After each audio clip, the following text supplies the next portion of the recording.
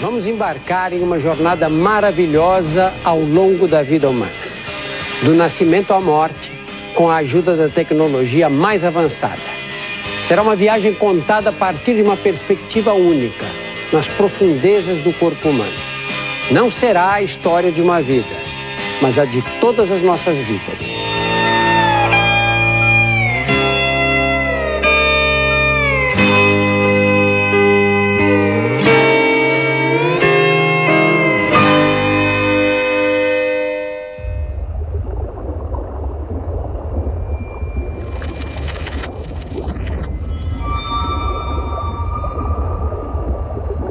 Quarenta semanas depois que o espermatozoide fecundou o óvulo, uma nova vida foi criada. Uma simples célula deu origem a um bebê completamente formado. Agora, a tranquilidade do útero materno está para ser quebrada. Estamos à beira do parto. Todos nós vivemos essa experiência, mas é impossível lembrar o que sentimos no momento em que nascemos. O que os cientistas sabem é que nosso organismo sofre uma descarga de adrenalina mais intensa do que a de um ataque cardíaco. Essa adrenalina nos ajuda a sobreviver. É ela que força nossos pulmões a respirar pela primeira vez. Pulmões ainda cheios de líquido amniótico. Nesse instante, corremos o risco de morrer afogados. Os músculos que precisamos contrair para respirar, de repente entram em espasmo. Nossos pulmões despertam para a vida e inspiramos pela primeira vez. É a respiração mais importante de nossas vidas. A primeira das 700 milhões que daremos antes da última.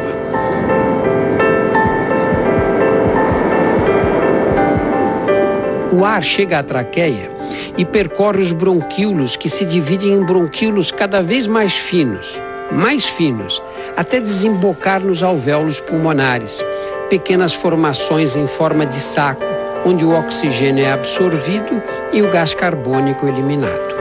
Nos pulmões existem 30 milhões de alvéolos.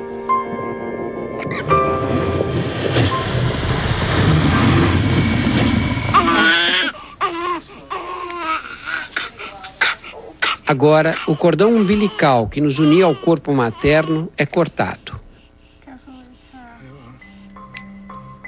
Pela primeira vez, estamos por conta própria.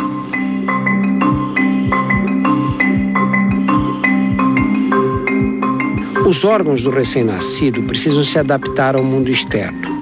É uma tarefa desafiadora e cheia de riscos.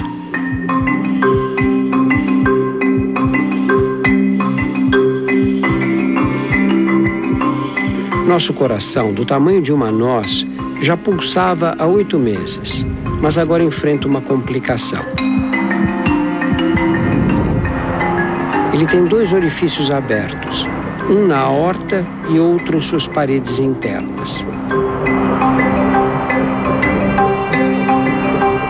Esses orifícios vêm da vida intrauterina e serviam para desviar o sangue de nossos pulmões paralisados na direção dos vasos da placenta.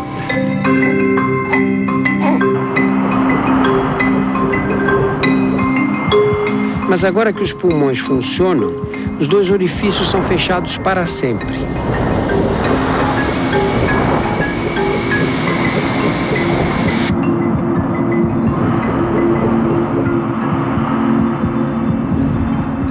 Com o coração batendo compassadamente, o sangue será bombeado por milhares de quilômetros de vasos sanguíneos.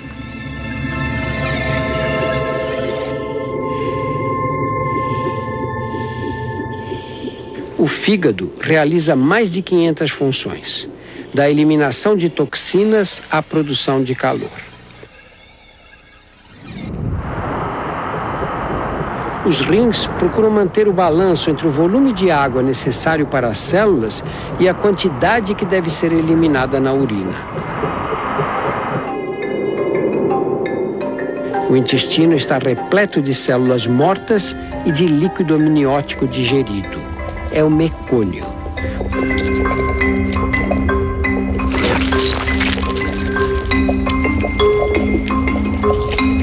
O mecônio é um líquido corrosivo.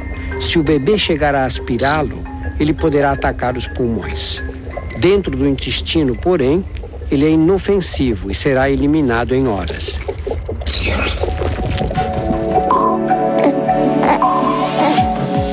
Os primeiros goles de leite aceleram esse processo.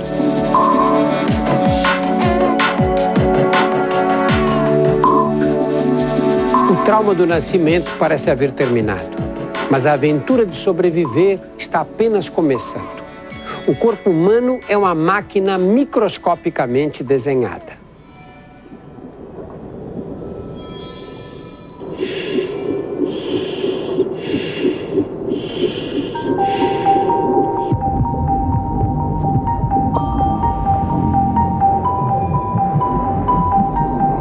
Nossos órgãos são formados por bilhões de células que trabalham em harmonia.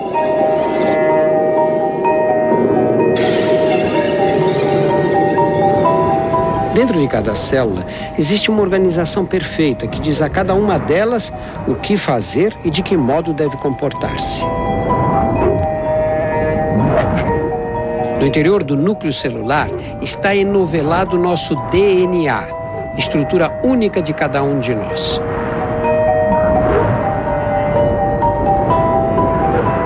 O DNA é a forma que molda o que somos. Nele estão contidas as instruções para criar cada pessoa. O DNA não determina apenas nossa aparência física, mas também estabelece os limites de duração de nossas vidas. Decide quando devemos crescer, desenvolver-nos, envelhecer e até a hora de nossa morte. Mas o DNA não é tudo. A vida sofre o impacto do ambiente e das pessoas com quem convivemos. Com alguns dias de vida, tudo o que fazemos é por instinto, até mamar. O leite materno fornece todos os nutrientes necessários. Bebemos meio litro por dia. Mas o leite é muito mais do que um superalimento. Ele nos protege de um perigo invisível. Em toda parte existem bactérias potencialmente mortais. A pele sofre ataque constante. Em nosso corpo existem 10 vezes mais bactérias do que células.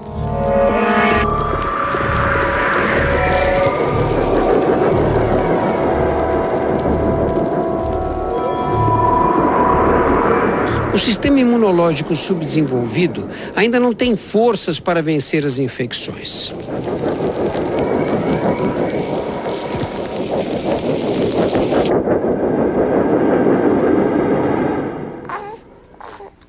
Uma obra-prima de estratégia natural, nossas mães nos passam anticorpos através do leite.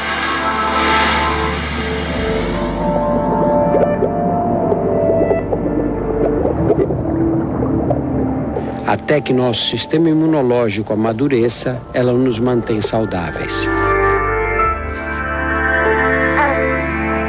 A amamentação cria laços tão profundos entre a mãe e o filho que servirão para guiá-lo ao longo da infância e até da vida adulta.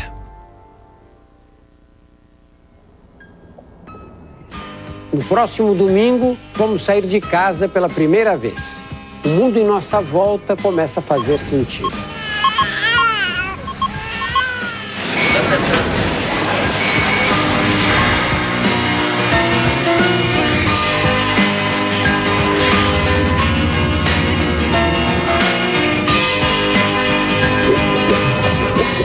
Pela primeira vez, uma câmera permite filmar em alta definição a chegada no estômago. Não perca!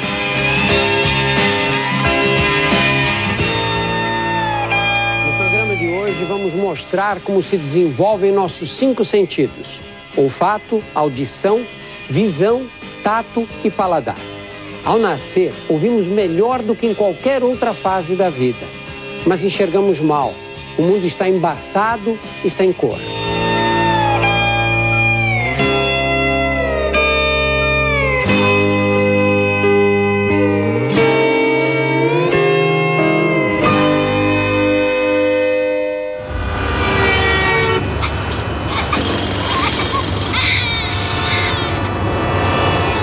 Nessa idade, uma simples ida ao supermercado é uma sobrecarga de estímulos.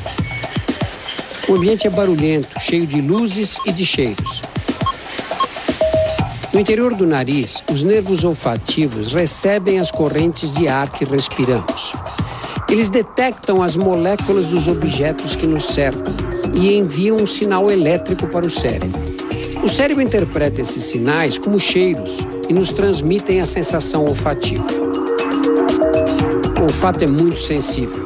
Aprendemos depressa a reconhecer odores e a identificar nossas mães com o nariz. O mundo em nossa volta é cheio de ruídos. Ondas sonoras fazem vibrar essa estrutura que você vê esbranquiçada. É a membrana do tímpano.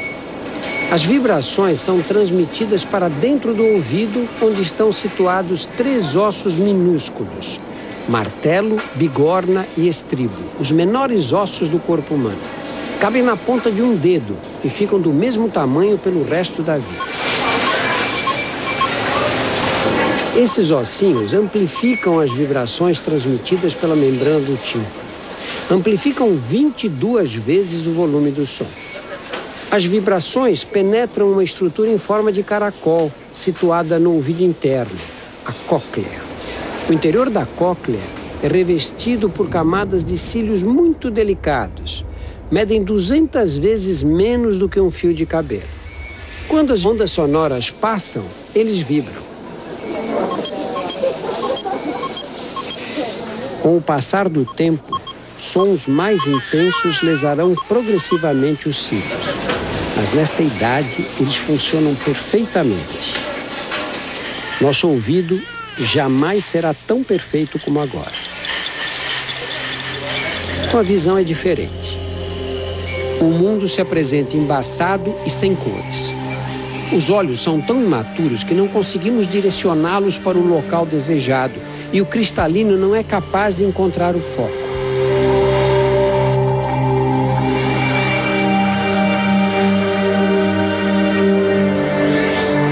Os bebês não conseguem enxergar cores porque a retina, a camada situada no fundo do olho, também está imatura. Na retina existem os cones e os bastonetes, células especializadas em transformar luz em sinais elétricos. Os cones, encarregados de detectar as cores, ainda estão em desenvolvimento. Por isso, vemos tudo em branco e preto. Da retina, os sinais caminham pelos nervos ópticos e são enviados para a parte de trás do cérebro, que vai processar as imagens recebidas. Enxergamos com o cérebro, não com os olhos. Quando as imagens chegam ao cérebro, surge outro desafio: como interpretar os dados com o sistema nervoso ainda imaturo. Mas o progresso é rápido. Aos 2 meses, conseguimos distinguir cores e sombras. Aos 4, identificar faces. E aos 8 meses, nossa visão está completa. Os olhos sofrem outra transformação extraordinária. Quando nascemos, eles estão azulados. Gradualmente, as células da íris, a menina dos olhos, começam a produzir pigmentos que a escurecem. O padrão de deposição desse pigmento varia tanto que se torna uma característica individual única, como se fosse uma impressão digital. Nos primeiros 3 meses, crescemos 1/4 de nosso peso a cada mês. Felizmente, esse processo não dura muito. Se persistisse, aos 4 anos pesaríamos 134 toneladas, tanto quanto uma baleia azul. Aos 8 meses, todos os sentidos funcionam adequadamente. Começamos a explorar o mundo. E o sentido mais usado é o tato. Quando tocamos um objeto, receptores localizados sob a pele enviam sinais elétricos através dos nervos sensitivos, que caminham pelos braços e medula espinhal até o cérebro. Os impulsos trafegam em velocidade vertiginosa, 320 km por hora. Nós temos receptores sensoriais espalhados pela pele inteira, mas algumas áreas são mais sensíveis do que outras. As mãos, a face e a boca. Existem 9.000 receptores apenas na língua. É por isso que os bebês usam a boca para explorar o mundo.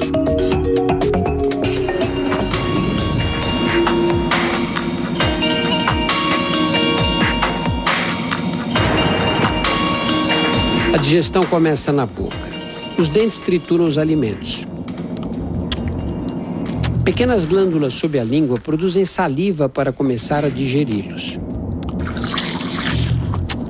A saliva também lubrifica os alimentos para facilitar o percurso de 12 horas que serão obrigados a fazer pelos 4 metros de intestino. Músculos que se contraem em ondas criam um movimento peristáltico que empurra o bolo alimentar para frente.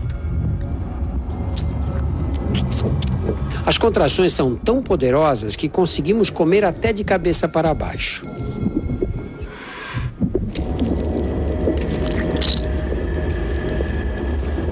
Pela primeira vez, uma câmera permite filmar em alta definição a chegada no estômago. O estômago é um reservatório com paredes musculares que se contraem para transformar os alimentos em líquido, com a ajuda do suco gástrico, muito ácido.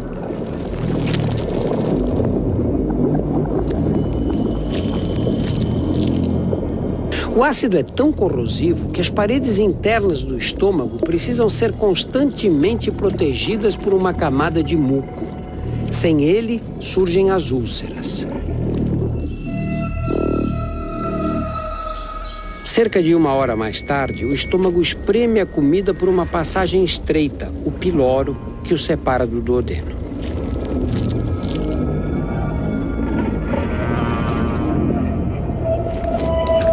O duodeno é a primeira porção dos 3,5 metros de alças que constituem o intestino fino, onde serão absorvidos os principais nutrientes.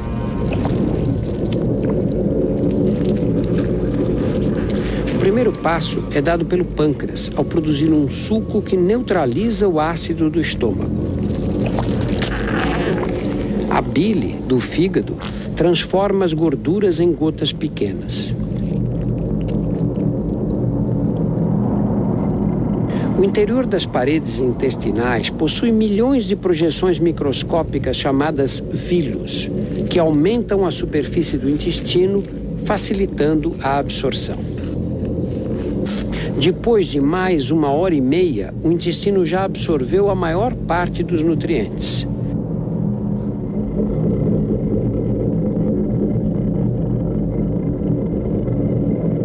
O que sobra chega ao intestino grosso através da válvula iliocecal. Essa válvula impede que os alimentos voltem no sentido inverso.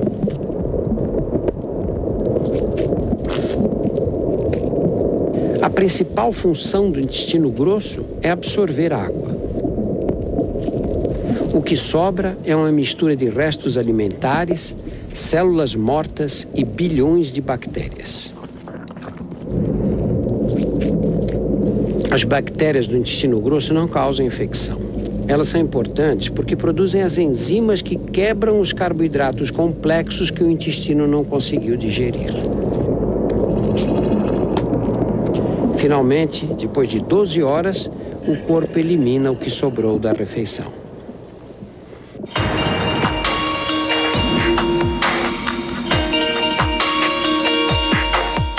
Ao nascer, nossos ossos são flexíveis como as cartilagens para facilitar a passagem pelo canal de parto. Depois do nascimento, células chamadas osteoblastos entram em ação para tornar os ossos mais resistentes. Com 1 ano, estamos prontos para andar. Para os primeiros passos não basta força, é preciso equilíbrio. E o segredo do equilíbrio está guardado dentro de nossos ouvidos. Na parte mais interna dos ouvidos, existe uma estrutura com 3 alças dispostas em 3 planos. Esses canais semicirculares são cheios de líquidos. Quando o líquido balança com o movimento, os cílios da parte interna dos canais enviam dados para o cérebro identificar a posição espacial em que o corpo se encontra. Podemos andar. Agora não há mais limites para o que conseguimos fazer.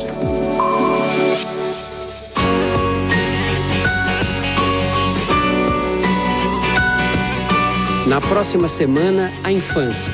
Vamos explorar o mundo aqui no Fantástico. Não perca!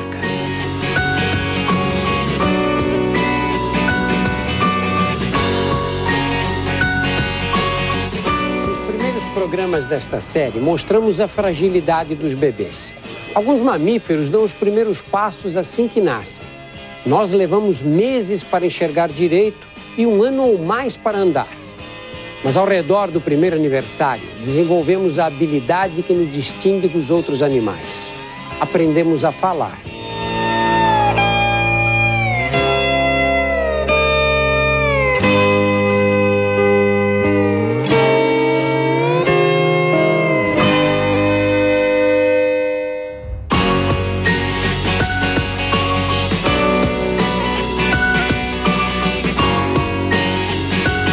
A maioria de nós começa a falar com 1 ano de idade.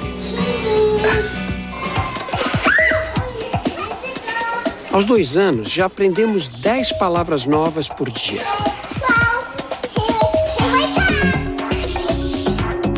Esta é a área do cérebro envolvida no processamento da linguagem. É chamada área de Broca. Por meio dela, criamos sentenças e expressamos pensamentos complexos.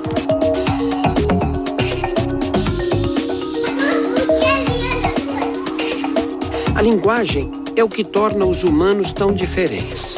Falando, podemos expressar nossas ideias, podemos ensinar melhor os nossos filhos.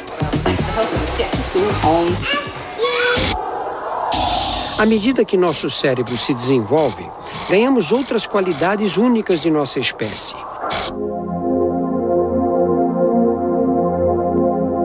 Adquirimos consciência de nossa identidade e individualidade. Aprendemos a pensar por nós mesmos.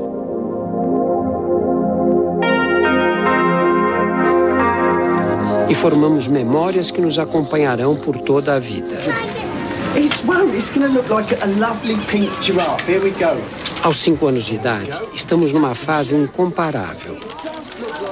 Pouquíssimos mamíferos dedicam tanto tempo à preparação para a vida adulta. Num período de tempo equivalente, os cachorros, por exemplo, estão em plena fase reprodutiva. O nosso relógio biológico, comandado pelo DNA, atrasa em mais de 10 anos o início da vida sexual e nos dá uma grande vantagem. Sobra mais tempo para aprender.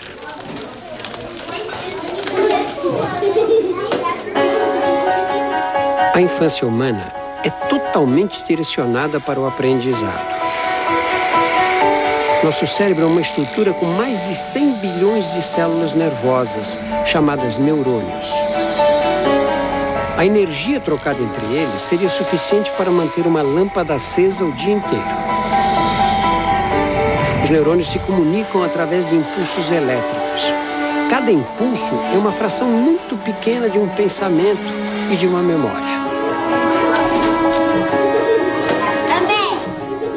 Quando ouvimos uma palavra nova, nossos ouvidos convertem o som em impulsos elétricos que serão enviados para o cérebro. Podemos aprender porque os neurônios estão constantemente se modificando, formando novas conexões. Eles não se ligam diretamente uns com os outros, como os fios de eletricidade dos postes.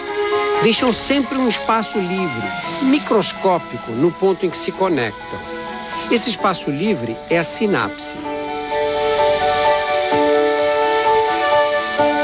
Para que o impulso elétrico não seja interrompido ao atravessar a sinapse, eles liberam substâncias químicas, os neurotransmissores.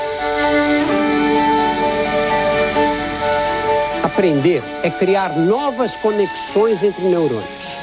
Memorizar é reforçar essas conexões através da repetição. Quanto mais repetimos, mais inesquecível a memória se torna. Quando queremos lembrar de um acontecimento, somos obrigados a colocar em ação os mesmos neurônios que entraram em atividade quando se formou a memória desse fato.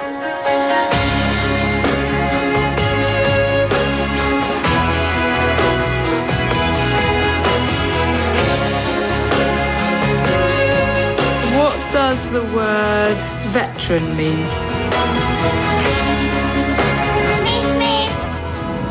Aos 9 anos de idade, o cérebro cresce muito depressa e milhões de novas conexões são construídas o tempo todo.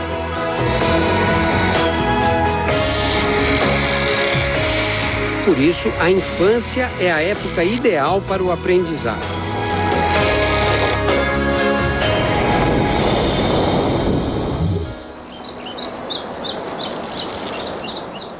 Não é só na sala de aula que as crianças aprendem. Aprender também é experimentar e se arriscar de vez em quando. Por isso as crianças vivem machucadas. Somos programados para viver experiências novas. Por sorte, nessa fase da vida, o organismo consegue reparar por conta própria os danos sofridos. Esfolar o joelho faz parte da infância.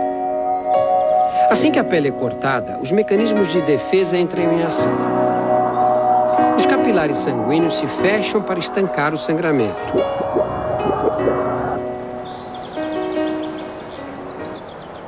Ao mesmo tempo, as plaquetas, células existentes na circulação, migram para o local e formam uma placa viscosa que também ajuda na cicatrização. É o coágulo.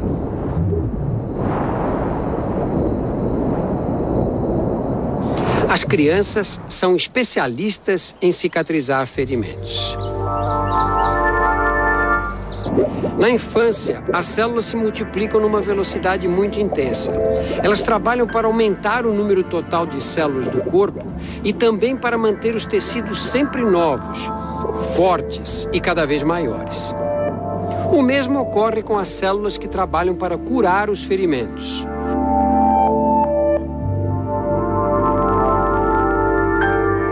São tão competentes que muitas cicatrizes desaparecem para sempre.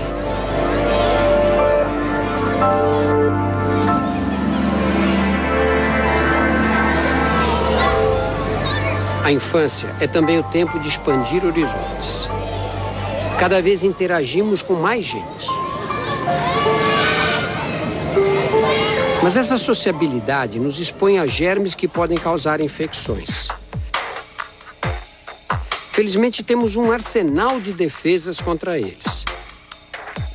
Sobrancelhas, cílios, os pelos do nariz e das orelhas impedem a invasão das bactérias que vêm pelo ar.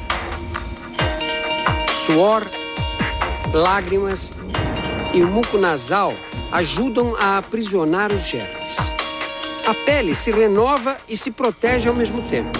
Enquanto descama para eliminar as células velhas, elimina também as bactérias que estão na superfície. A boca é mais vulnerável. Descobertas recentes mostram que os germes alojados na boca não são tão inofensivos.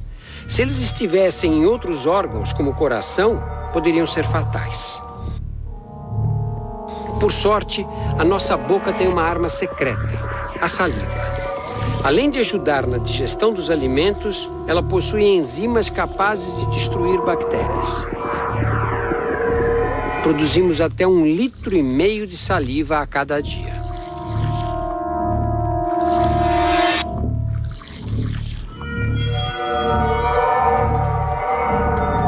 Quando um germe, como o vírus da catapora, quebra essas barreiras externas, o sistema imunológico precisa reagir depressa.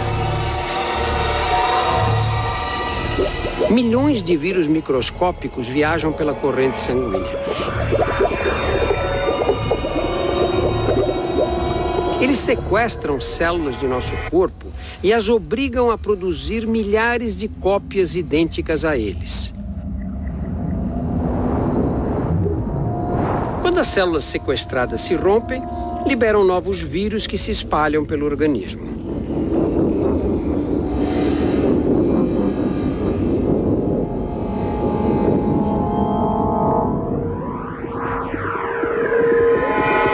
As consequências do ataque são febre e lesões na pele.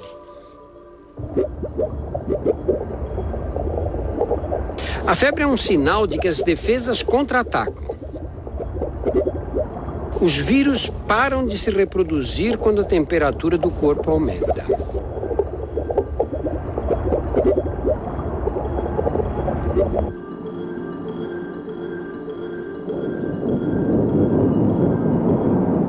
Quando o nosso sistema imunológico entra em ação, glóbulos brancos lançam proteínas tóxicas contra as células sequestradas pelo vírus. As células não resistem, mas os vírus existentes em seu interior também são destruídos.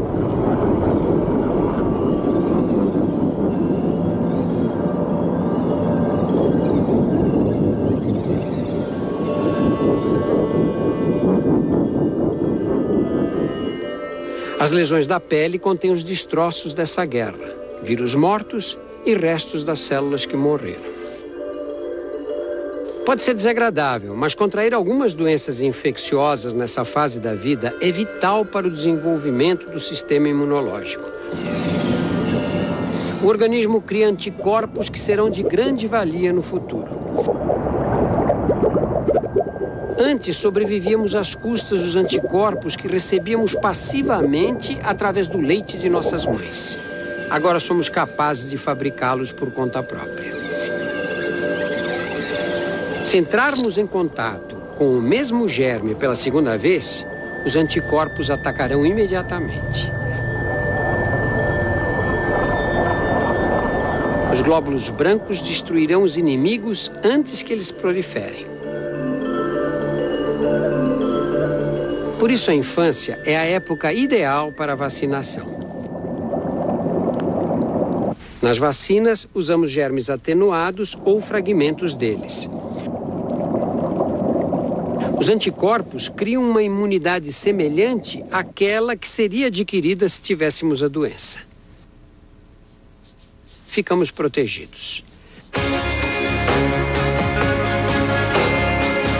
Aos 11 anos, a infância está perto do fim.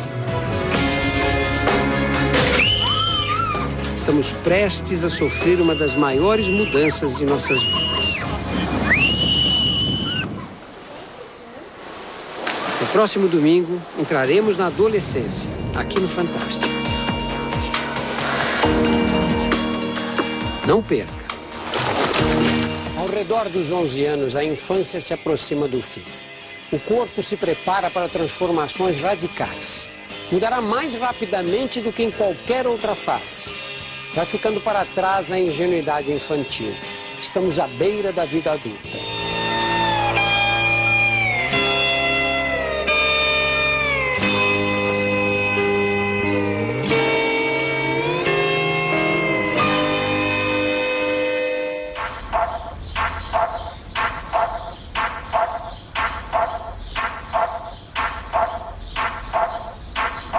Para entrar na puberdade, dependemos de uma explosão de hormônios. Não há programação fixa. Essa fase pode começar a qualquer momento, dependendo de nossos genes, do estilo de vida e até da dieta alimentar.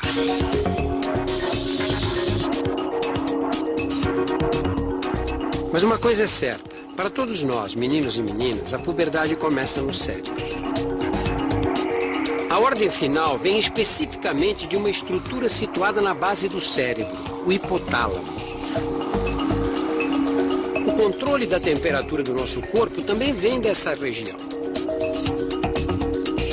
Tudo começa quando o hipotálamo libera uma proteína, a quispeptina, que inunda o tecido cerebral. A quispeptina dispara a produção de uma cascata de hormônios em outras partes do corpo.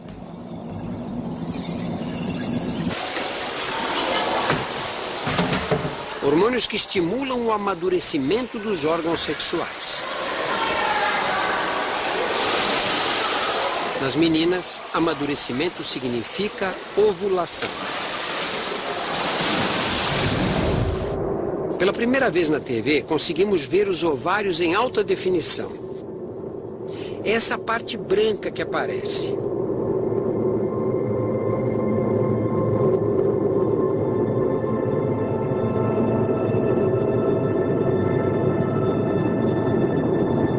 Observe que no interior do ovário há uma bolha com um líquido.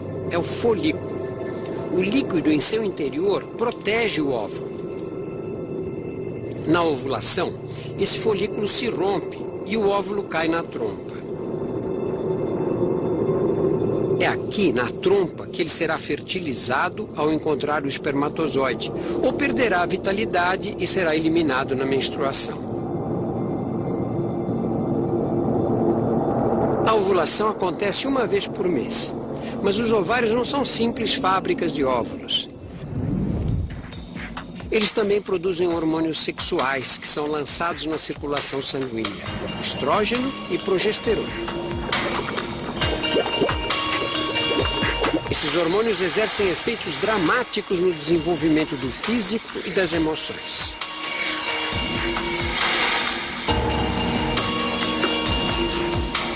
Meninas e meninos vivem uma experiência de crescimento acelerado.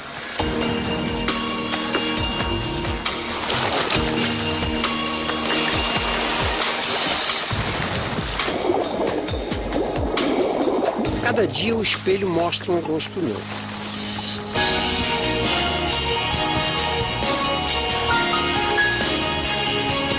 E todo o corpo muda mais rápido do que podemos perceber.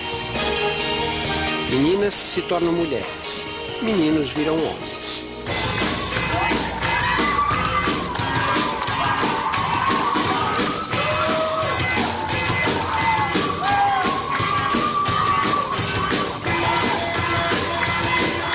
Na puberdade masculina, o cérebro também libera quispeptina.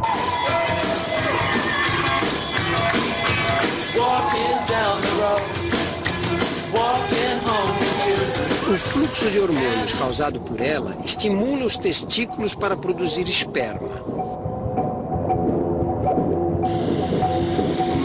E testosterona, muita, 10 vezes mais do que antes.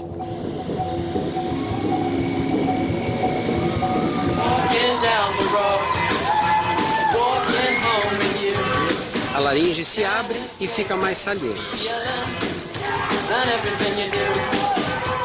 As cordas vocais se tornam mais amplas. A voz engrossa.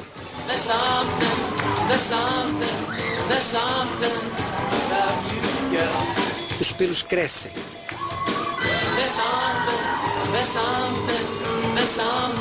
A massa muscular duplica.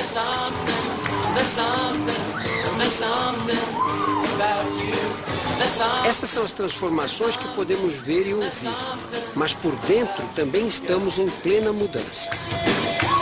No cérebro, os neurônios formam milhões de novas conexões. O humor e o caráter mudam. Somos tomados por novas emoções. E de repente, uma emoção se sobrepõe a todas as outras. Pela primeira vez, o sexo oposto nos atrai. Por fora e por dentro, nosso corpo é tomado por sensações inesperadas. O coração bate mais forte. A pressão arterial aumenta.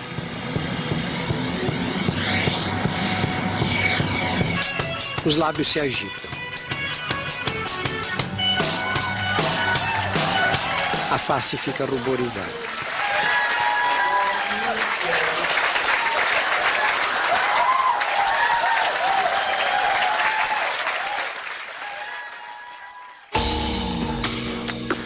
Acontece o primeiro beijo. É um marco em nossas vidas.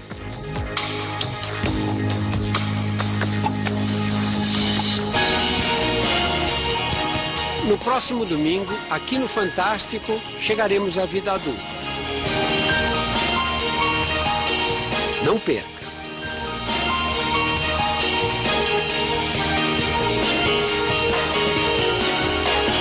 Nos anteriores, mostramos a viagem do corpo humano do nascimento às grandes transformações da puberdade. Nas primeiras 2 décadas de vida, multiplicamos nossa altura por 4. Nosso peso aumentou 21 vezes. Já digerimos 9 toneladas de comida. O coração deu 1 bilhão de batidas. Os pulmões respiraram 200 milhões de vezes. Agora somos adultos. As escolhas que fizermos nessa fase vão ter consequências pela vida inteira.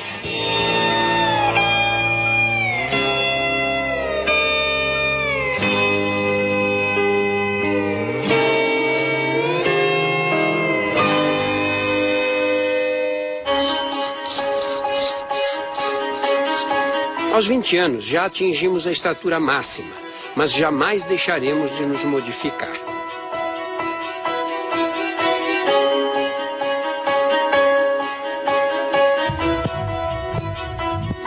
Trilhões de células formam nossos órgãos e tecidos.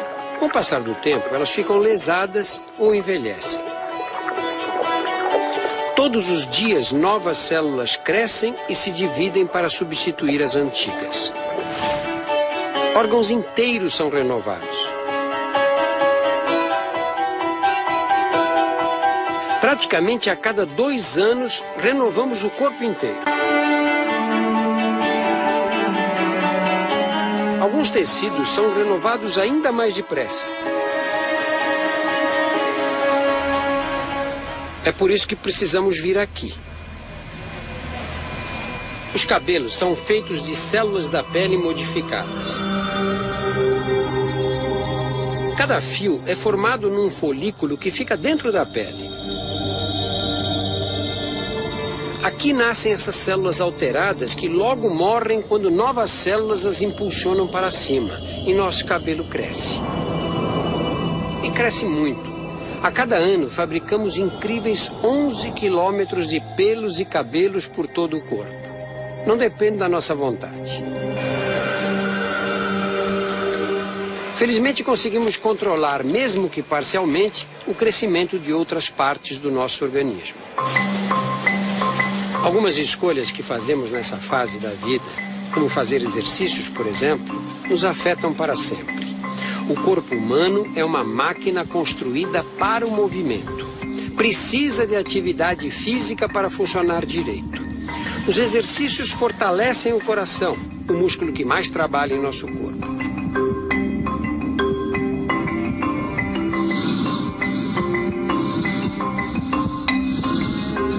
As contrações bombeiam mais sangue. O coração pode bater mais devagar.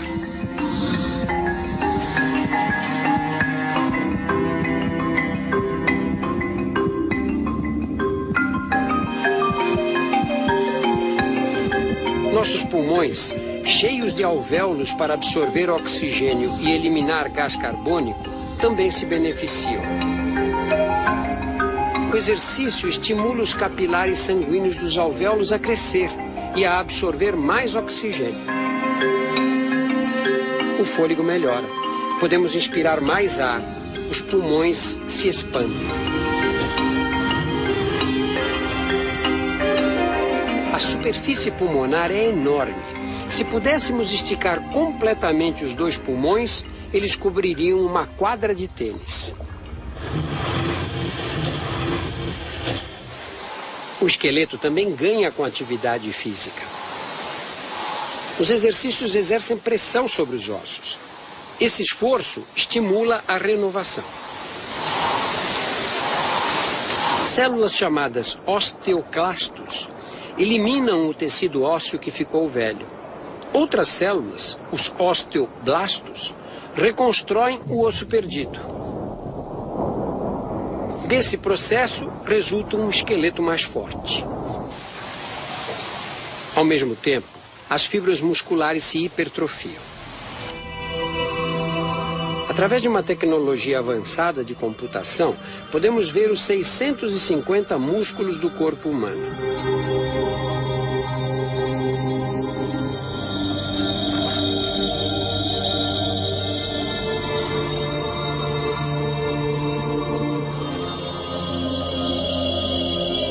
Eles representam 1/3 do peso total de um adulto.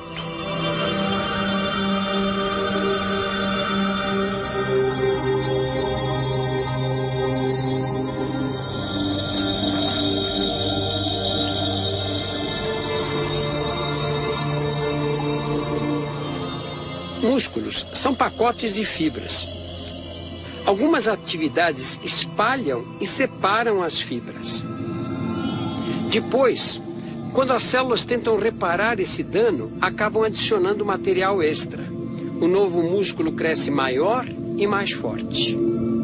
Ao contrário do exercício físico, há atividades que lesam nossas células. Lesões que nem mesmo a juventude consegue reparar.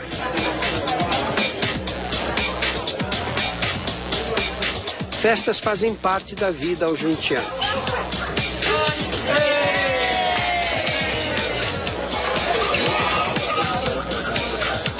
Todos sabem que o cigarro destrói os pulmões, mas fumaça não é o único perigo aqui.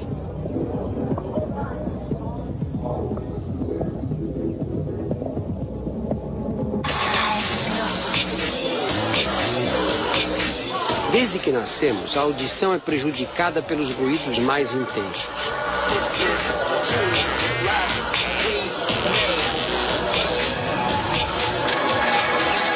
O problema está bem no fundo do ouvido, na cóclea, uma estrutura em forma de caracol, revestida internamente por cílios mais finos do que um fio de cabelo.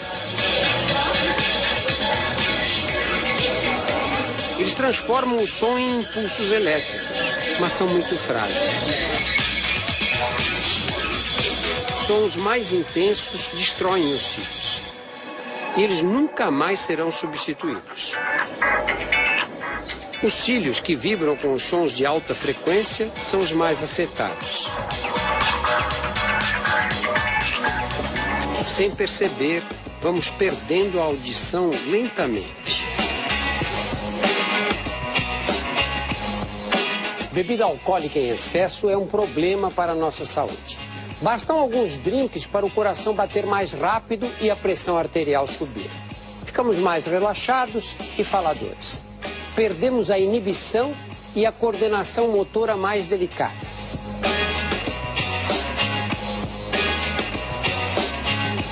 Beber com os amigos faz parte da rotina da maioria dos jovens aos 20 anos. Isso é importante para a nossa formação social, mas ficamos vulneráveis a um veneno para o nosso corpo.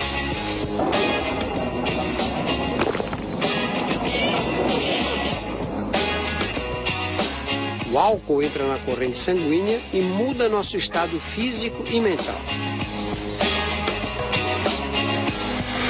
Quanto mais bebemos, mais neurônios são afetados. Algumas sinapses são ativadas, ou seja, a conexão entre alguns neurônios fica mais rápida. Enquanto outras sinapses ficam completamente bloqueadas.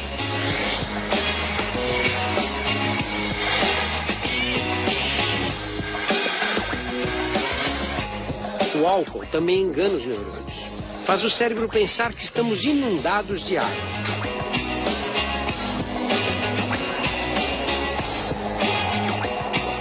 Equivocado, ele envia uma ordem para os rins produzirem mais urina. Perdemos um líquido precioso.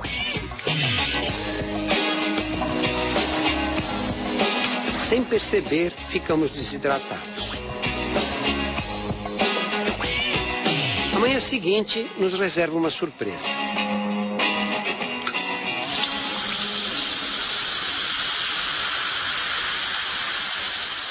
Acabada a festa, é o fígado que precisa pôr ordem na casa. O fígado é o centro de controle químico do corpo. Realiza mais de 500 funções. Uma delas é a de eliminar as substâncias tóxicas ingeridas durante a bebedeira. Esse processo de desintoxicação exige água, bastante água. Para o fígado, não importa de onde ela venha. Como 75% do cérebro é composto de água, quando o fígado precisa dela, é o cérebro que sofre. Surge a dor de cabeça característica da ressaca. O melhor remédio para curá-la é beber água, muita água.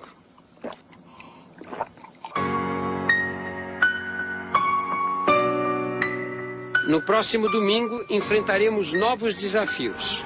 É hora de encontrar o amor e de ter filhos, aqui no Fantástico.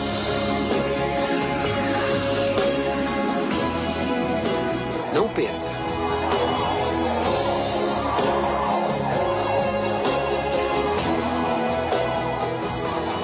É hora de ter filhos. Podemos pensar que a atração sexual seja um fenômeno físico ou social. Mas boa parte dela depende da biologia. Usamos os olhos para escolher nossos parceiros, mas o olhar não é tudo. A atração depende do olfato.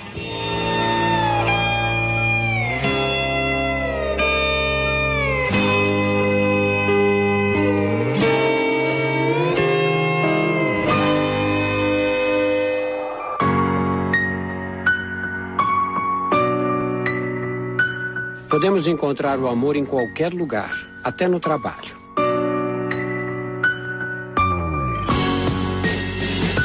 De repente, alguém nos parece muito mais interessante do que os outros. Os românticos dizem que estar apaixonado é um capricho do coração. Mas, na verdade, o segredo da paixão se acha guardado no interior, lá no fundo de nosso nariz. No nariz, os nervos olfativos fazem mais do que reconhecer os cheiros dos ambientes. Sem percebermos, eles também detectam e analisam as características de uma substância química liberada junto com o suor das pessoas que nos cercam. Os ferormônios. Por incrível que pareça, os ferormônios carregam informações detalhadas sobre nossa genética, saúde e capacidade de resistir a doenças. Na hora da paquera, o cérebro analisa esses sinais para nos ajudar a escolher a pessoa com os melhores genes. Genes que aumentem as chances de sobrevivência dos filhos que estarão por vir. Apaixonar-se é muito mais do que viver emoções intensas. A paixão é química. Quando avistamos a pessoa querida, liberamos a adrenalina na circulação. Por trás de um olhar apaixonado está sempre uma descarga de adrenalina. O coração bate descompassado. Perdemos o sono. À medida em que o namoro avança e nos arrebata, entra em cena a dopamina, um neurotransmissor que nos traz sensação de bem-estar. A dopamina é tão potente quanto a cocaína. Ela nos leva à euforia e causa dependência. Queremos ficar cada vez mais perto da pessoa amada. Ocasionalmente, depois de um tempo juntos, pensamos em atingir os estágios mais profundos da relação amorosa. Compromisso, casamento e, quem sabe, filhos. Apostamos num relacionamento para durar a vida inteira. E quem diria, até nossas futuras bodas de ouro dependerão de substâncias químicas. O relacionamento íntimo e duradouro só existirá se a química for favorável. Sexo não é apenas uma fonte de prazer ou um meio de ter filhos. Sexo causa encantamento e reforça a ligação entre os amantes. Durante o orgasmo, nossas hipófises inundam a circulação com ocitocina, o hormônio que estreita laços afetivos. É o mesmo hormônio que liga o bebê à mãe. Quanto mais sexo, mais ocitocina, mais ligados a outra pessoa nos sentimos.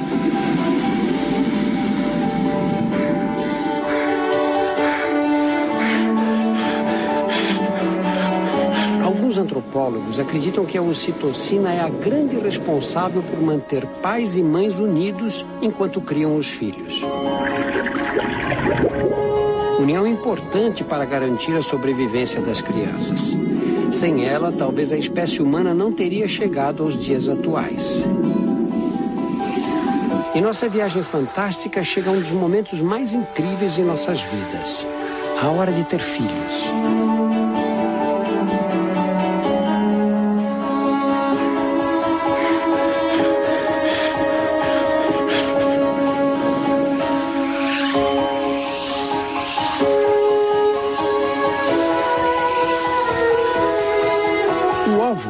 É a maior célula do corpo humano. Todo mês a jornada se repete. Ele amadurece e é expulso do ovário. Normalmente, o óvulo morre e é eliminado do corpo durante a menstruação. Mas este terá outro destino: dar origem a um bebê.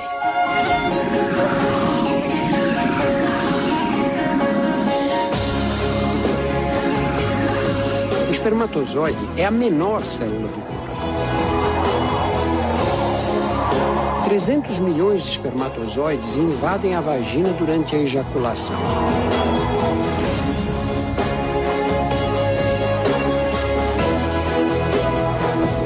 Não é fácil a tarefa dos invasores. Eles precisam sobreviver às condições hostis da vagina, porque as secreções vaginais são ácidas para prevenir infecções por bactérias.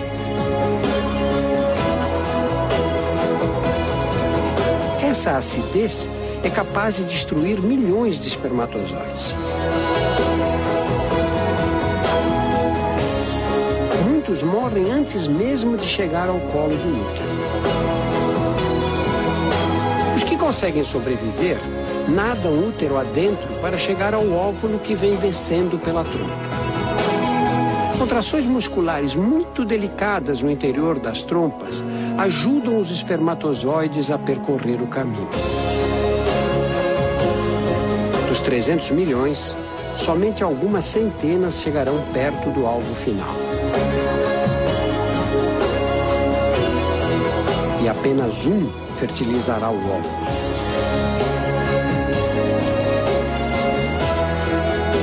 É a seleção natural em sua essência, a sobrevivência do espermatozoide mais forte, mais apto, do que carrega o melhor DNA para transmiti-lo aos descendentes.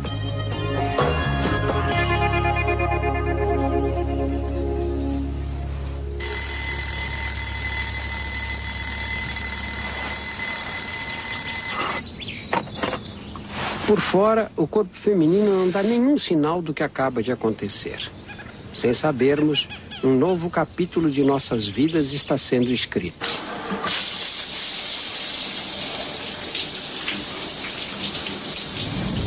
Nas próximas 40 semanas, uma única célula vai se transformar num bebê.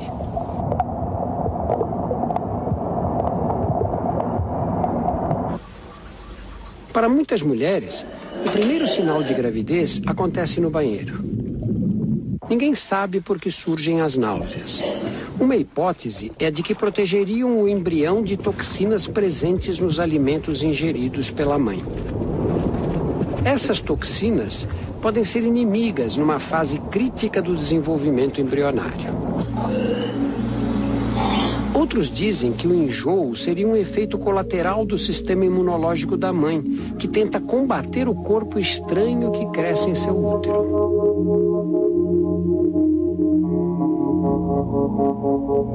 O embrião pode ser comparado a um parasita. Suga a energia da mãe enquanto retira do corpo dela tudo o que precisa. Ele está aparelhado com um kit de sobrevivência, a placenta. Na placenta, o sangue da mãe passa os nutrientes para o feto através de uma membrana.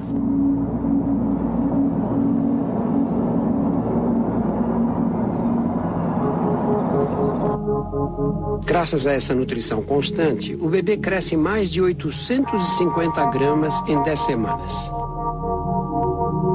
E o útero aumenta mais de 1000 vezes o tamanho original para dar conta do desafio de abrigar o feto.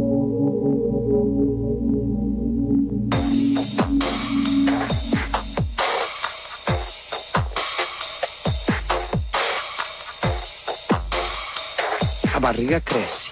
O corpo materno precisa se reorganizar internamente para acomodar o bebê, que cada vez ocupa mais espaço. Esta mulher não está grávida. Todos os órgãos estão bem dispostos. Agora, olha a diferença de uma que está grávida. Os órgãos ficam apertados nas costas ou pressionados contra o tórax. E não é simples questão de espaço. Além de estar comprimidos, eles precisam trabalhar em dobro. Os pulmões e o coração são exigidos como nunca. Para abrir mais espaço, os músculos e os ligamentos da coluna ficam relaxados e se curvam.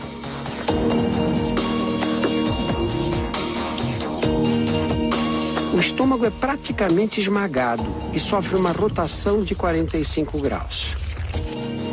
Por isso, a mãe só consegue ingerir pequenas quantidades de alimentos sólidos e de líquidos, embora o bebê exija cada vez mais nutrientes.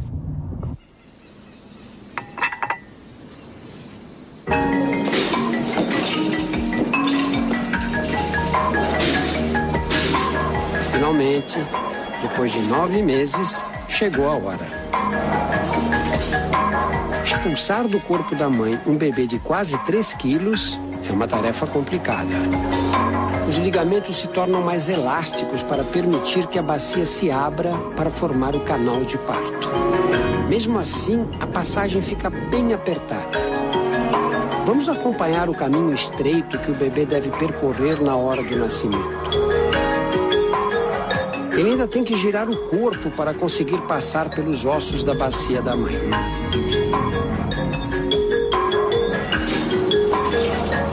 Às vezes esse caminho é estreito demais e a única opção para um parto seguro é a cesariana.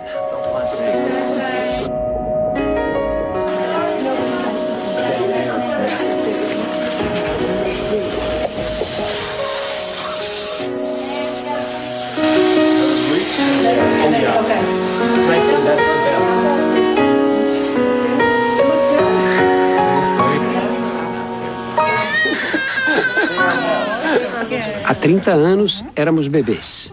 Hoje somos pais e mães.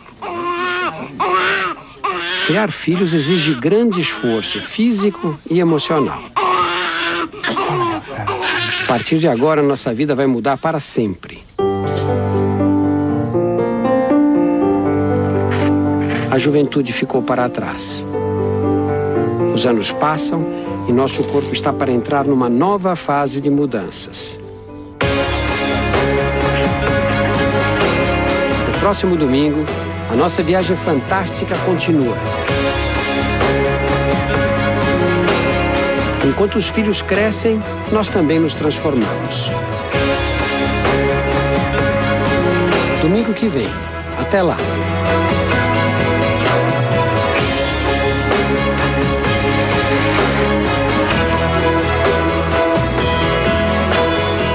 Nossas vidas jamais serão como antes. Perdemos o direito à irresponsabilidade da adolescência. À medida que nossos filhos crescem, surgem as alterações que nos levarão aos 40 anos de idade. Fazem que já vivemos a metade de nossas vidas.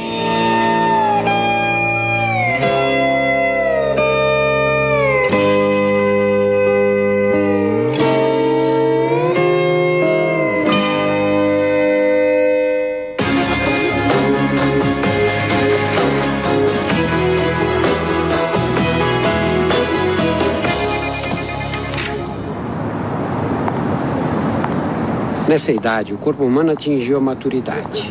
Já vivemos dias em que fomos mais fortes e mais ágeis.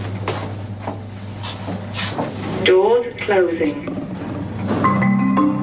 Anos atrás, começamos a envelhecer. Mas só agora, aos 40, percebemos as marcas do tempo. Nossa aparência mudou.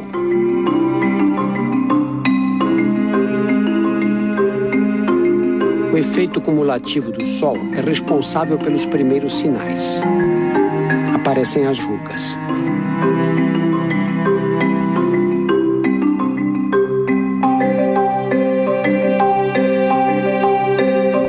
Desde o nascimento, nossa pele é renovada num ritmo alucinante. Para repor as células das camadas superficiais que morrem constantemente, a pele fabrica 40.000 novas células a cada minuto. Aos 45 anos, já foram eliminados 180 quilos de células mortas.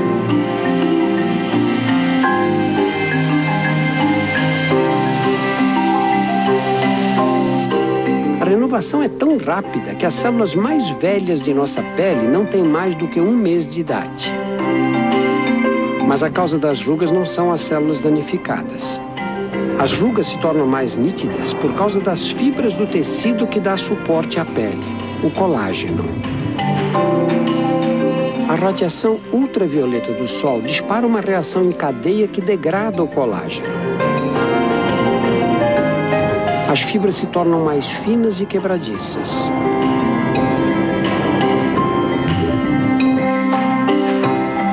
A pele perde a elasticidade, fica flácida. As rugas são inevitáveis.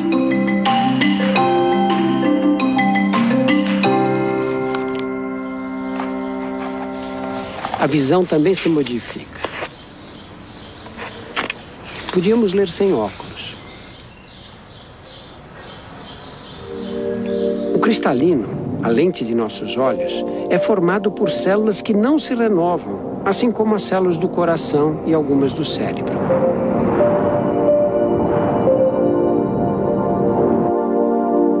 Elas permanecem as mesmas do nascimento até a morte.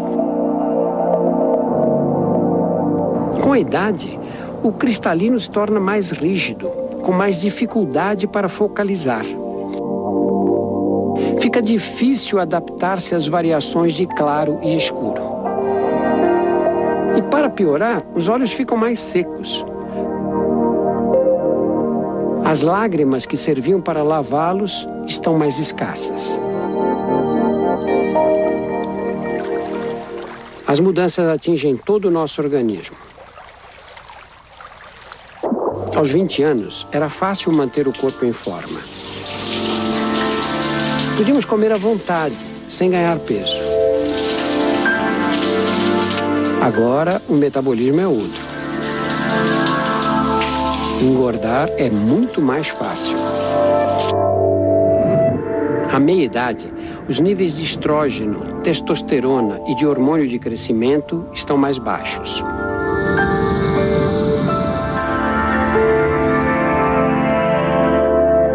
Como consequência, perdemos massa muscular.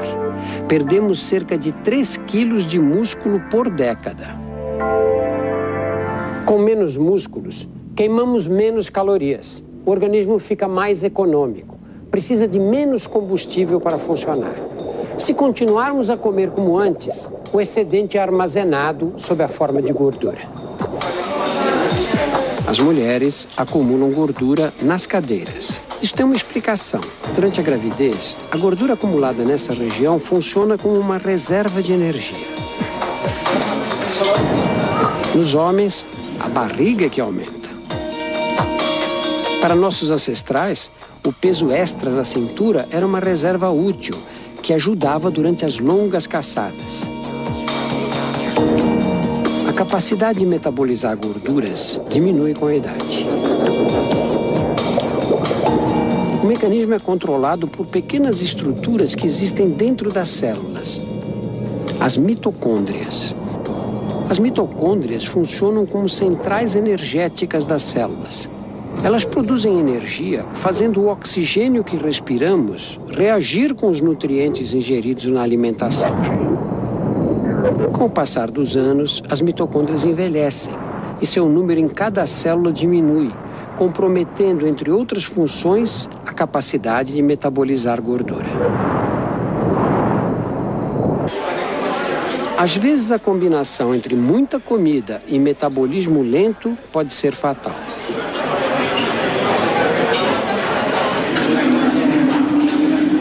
O abdômen avantajado é mais do que um problema estético. A gordura que se vê por fora reflete o acúmulo nos espaços entre os órgãos internos. E a gordura pode invadir cada espaço livre dentro do corpo. Pela primeira vez, uma câmera consegue mostrar em alta definição a extensão dos depósitos de gordura no interior da cavidade abdominal. Tudo que você vê em amarelo é gordura. Aqui o intestino está quase todo encoberto. A gordura não se deposita apenas nas cavidades internas. Ela o faz também e mais perigosamente no interior das artérias. Esses depósitos diminuem o diâmetro dos vasos sanguíneos e dificultam a passagem do sangue. O coração precisa bombear com mais pressão para vencer a resistência.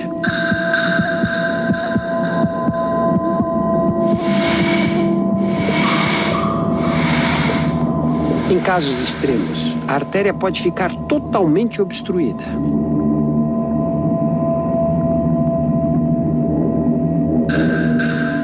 Quando isso acontece com as coronárias que irrigam o coração, o músculo cardíaco privado de oxigênio entra em espasmo. É o ataque cardíaco, principal causa de morte no Brasil.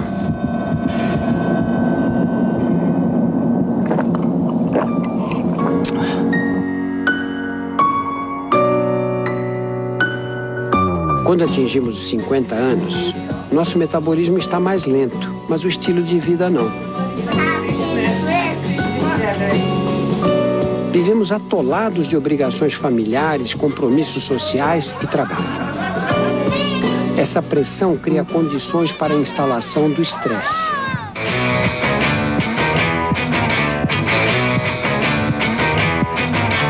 Reconhecer os sinais externos do estresse é fácil. Mãos geladas, respiração ofegante, palidez na face, sensação de cabeça vazia. Mas o pior está escondido dentro do corpo.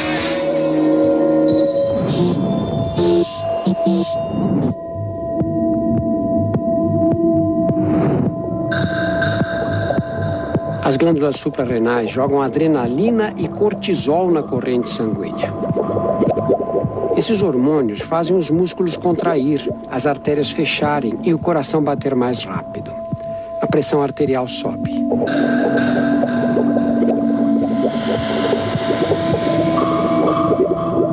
Somos tomados pelo reflexo de fugir ou lutar. O mesmo que nossos antepassados desenvolveram para enfrentar as feras. Mas a diferença deles, nossos predadores estão sempre por perto. A conta a pagar. O trânsito parado, o filho que anda em más companhias. Não há escapatória. O corpo tem que aguentar as consequências. O estresse danifica e apressa o envelhecimento dos vasos sanguíneos.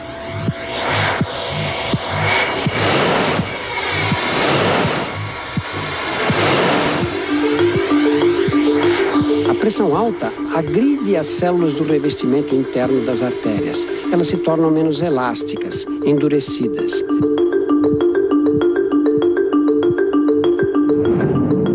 Principalmente a maior de todas elas, a aorta.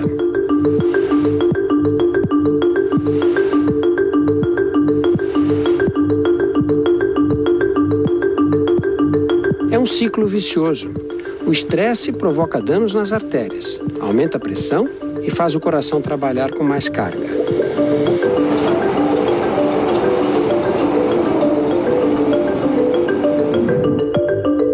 Quanto mais endurecidas ficam as artérias, mais difícil lidar com os efeitos do estresse.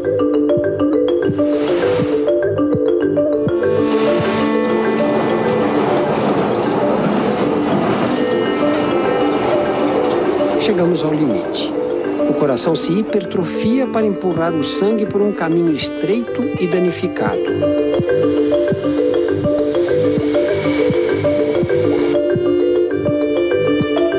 A pressão alta pode romper artérias mais frágeis. Quando a ruptura ocorre em uma artéria do cérebro, acontece um acidente vascular, popularmente conhecido como derrame cerebral. Para as mulheres, essa fase da vida reserva um outro desafio, a menopausa. Os ovários ficam sem óvulos e as menstruações desaparecem. A produção de hormônios sexuais, estrógeno e progesterona, cai. O corpo feminino vive o fim da idade reprodutiva. A falta de hormônios altera as regiões do cérebro envolvidas no humor, na disposição e no controle do sono. O hipotálamo, área que coordena o controle da temperatura do corpo, também é afetado. O rosto fica afogueado, surgem ondas de calor acompanhadas de suor e arrepios de frio. Os ossos e os músculos se ressentem da falta de hormônios e enfraquecem.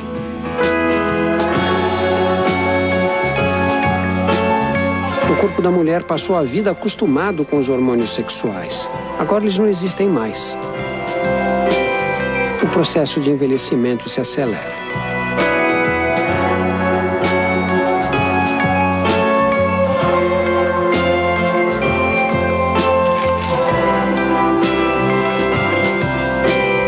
Enquanto os filhos saem de casa e nós nos aposentamos, nosso corpo entra em mais uma fase de mudanças.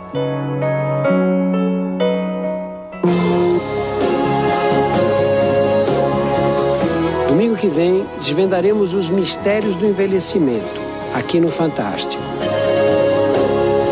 Até lá. Adultos e tiveram filhos. O nascimento de um neto é evidência de que não somos mais necessários para a perpetuação de nossos genes. Desse momento em diante, a vida seguirá em frente, estejamos ou não por perto.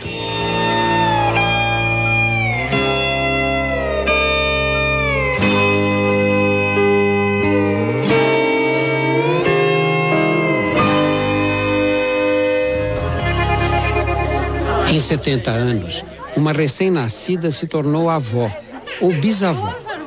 Quando nos aposentamos, a vida corre mais devagar. Nossos movimentos também estão mais lentos. Os sinais externos da idade ficam mais evidentes. E nossos sentidos menos sensíveis. Desde o nascimento, começamos a perder os cílios responsáveis pela captação dos sons no interior do ouvido. Nessa idade, já temos dificuldade para escutar os sons de alta frequência. Devagar, com o tempo, perderemos até os que captam frequências baixas. Os ossículos que transmitem as ondas sonoras da membrana do tímpano para dentro do ouvido endurecem. Fica difícil ouvir o que os outros falam. A visão também piora. A vida inteira exposto aos raios de sol, o cristalino, a lente dos olhos, perde a elasticidade e escurece. Pode até mudar a cor dos olhos.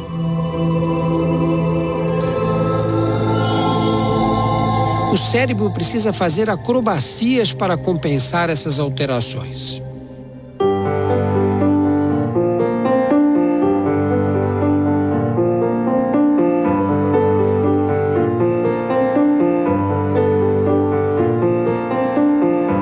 O esqueleto reflete bem o desgaste de muitos anos.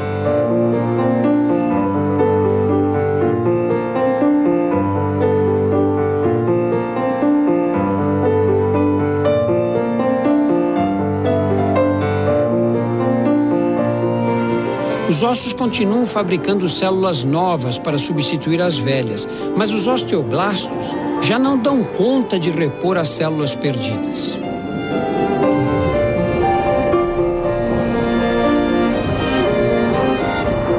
A perda constante de massa óssea torna os ossos quebradiços. É a osteoporose, um perigo permanente.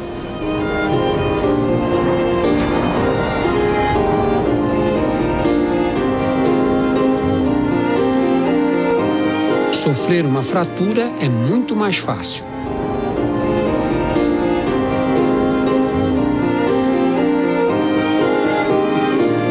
Isso acontece com ambos os sexos, mas as alterações hormonais da menopausa aceleram o processo nas mulheres.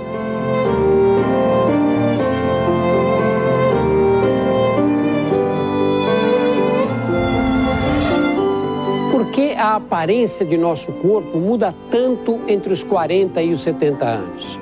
É bem mais do que uma questão de uso e desgaste. O envelhecimento é um processo que afeta uma por uma de nossas células.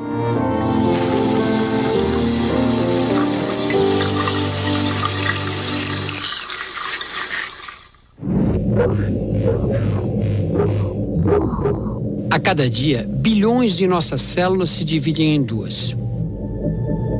Para isso, precisam duplicar o DNA e destinar uma cópia para cada célula filha. Enquanto as células mais velhas morrem, as recém-nascidas ocupam o lugar deixado por elas.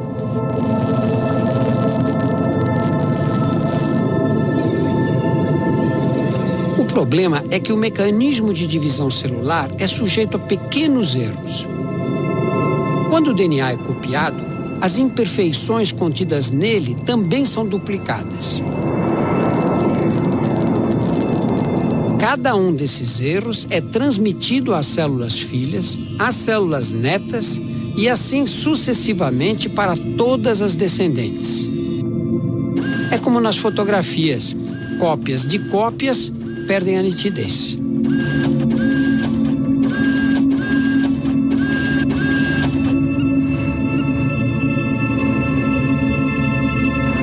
Desde o nascimento, trocamos todos os ossos do nosso rosto a cada 2 anos.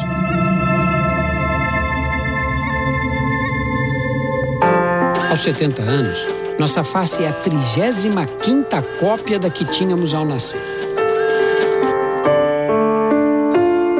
A cada cópia, as imperfeições se tornam mais aparentes. É por isso que parecemos tão diferentes quando estamos mais velhos.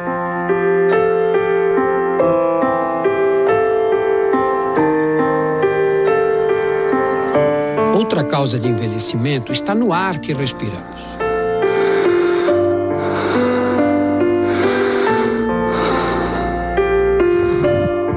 Sem oxigênio não podemos sobreviver, mas ele nos corrói lentamente.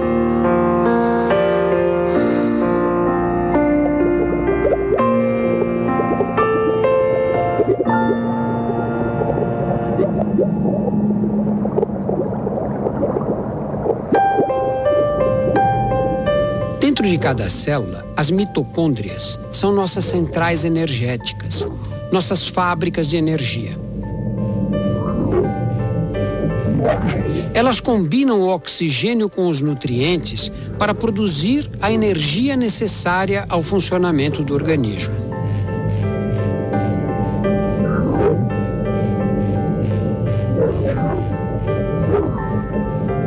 Nesse processo são liberados poluentes, chamados de radicais livres, que agridem as próprias paredes das mitocôndrias e comprometem a produção de energia.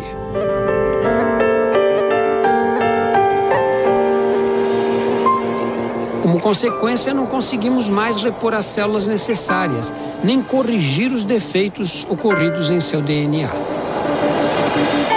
O funcionamento dos órgãos fica comprometido e eles podem falhar.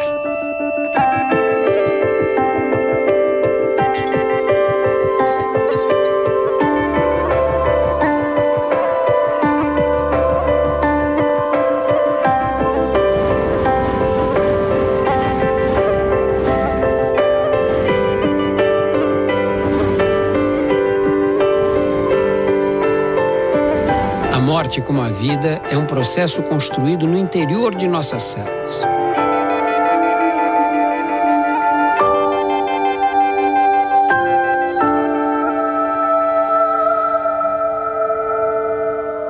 Da mesma forma que o DNA controla nosso desenvolvimento, também limita a duração de nossas vidas. Em cada cópia de si mesma, a célula perde um pequeno fragmento de DNA. Depois de bilhões de divisões, Foi perdido tanto DNA que a capacidade de formar novas células fica comprometida.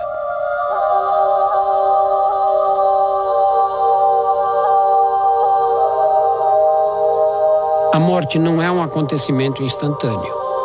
É um processo através do qual os órgãos, pouco a pouco, entram em falência. Ao dar as últimas batidas, o coração espalha pelo corpo hormônios que aliviam a dor, as endorfinas.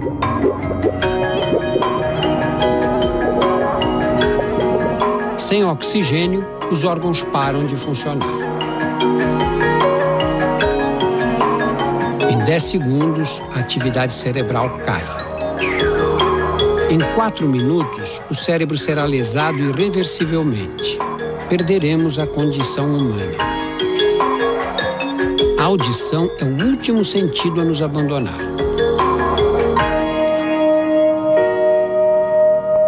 Mas algumas células permanecem vivas até mesmo depois da morte. As da pele ainda se dividem por 24 horas. E são necessárias 37 horas para que o último neurônio encerre sua atividade.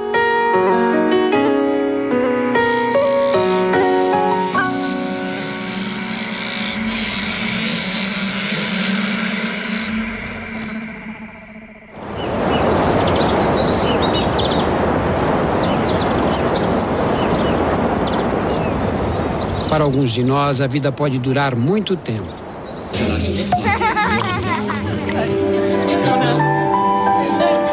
Quem nasce hoje tem expectativa de viver 80 anos ou mais.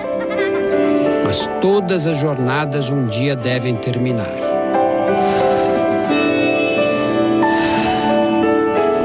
Depois de nossa morte, nossos filhos e netos carregarão nossos genes no interior de suas células e vão transmiti-los para seus descendentes. Nossa vida continuará dentro deles.